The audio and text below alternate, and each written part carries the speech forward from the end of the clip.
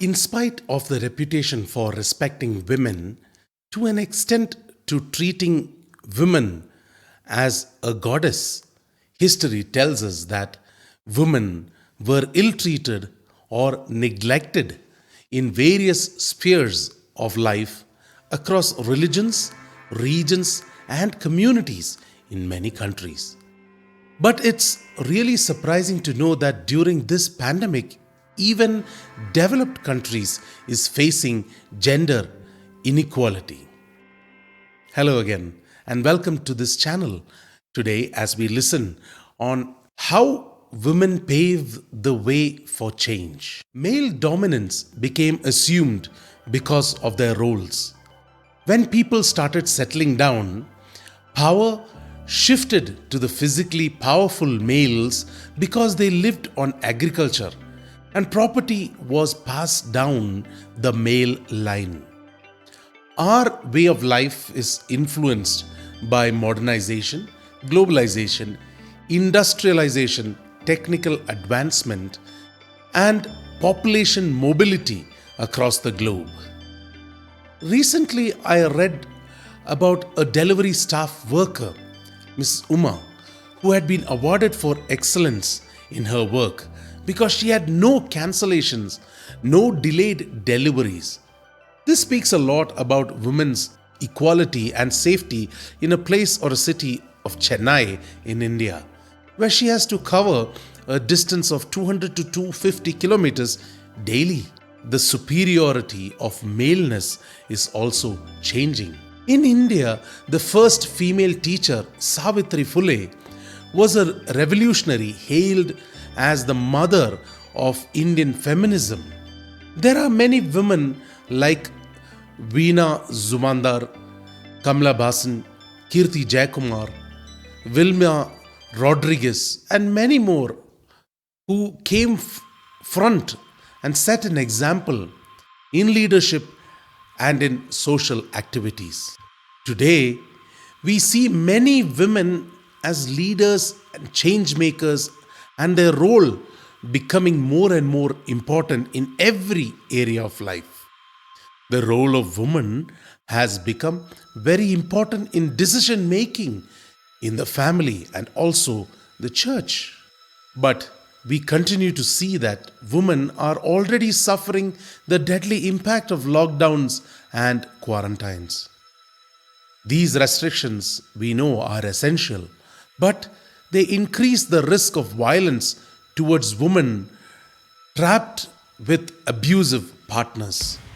United Nations partnership with the European Union is working with governments in expanding domestic violence shelters and designating them as essential. Generally believed, the woman in ancient biblical times was always under the authority of a man and was subject to strict purity laws, both ritual and moral. The Bible begins with the equality of the sexes. God's first word on the subject of men and women is that they were equally created in the image of God. But with a thorough scriptural understanding, we begin to understand that neither received more of the image of God than the other. As persons, the spiritual beings stand before God. Men and women are absolutely equal. Although the word helper carries a very positive connotation as the helper of Israel, it still describes someone in a relationship of service to another. Throughout the Old Testament, women were active in the life of Israel. However, we can see the daughters of Zelophehad coming out to demand their rights in front of Moses. Women such as Deborah, the Shunammite woman, the prophetess Huldah rise above societal limitations in their stories. Isaiah 3 verses 12 indicates that God allowed women to rule as part of his judgment on the sinning nation. Jesus showed love and respect for women. Though Jewish rabbis did not teach women And the Jewish Talmud said it was better to burn the Torah than to teach it to a woman. Jesus never took such a position. He included them in his audiences, and he also used illustrations and images that would be familiar to them. And he also specifically applied his teaching to women. Families have both structure and function. The difference between boys and girls is their sex. But as they grow up, the society gives them different roles, attributes, opportunities, privileges, and rights that in the end create the social differences between men and women. Therefore, the home and school are very important places for the formation of a good well-being as a person. In an article shared, it read, "The woman performs the role of wife, partner, organizer, administrator, director, recreator, disburser, economist, mother, disciplinarian, teacher, health officer, artist, and queen in the family at the same time."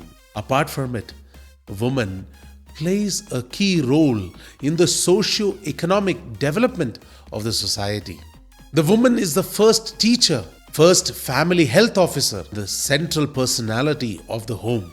Women are the key to sustainable development and quality of life. In fulfilling the divinely given roles taught in the New Testament, women are able to realize their full potential because they are following the plan of their own creator and designer.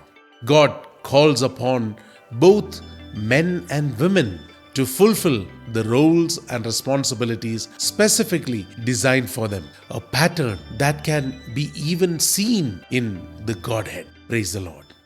Thank you for joining. Until next time, stay safe and well. Bye-bye.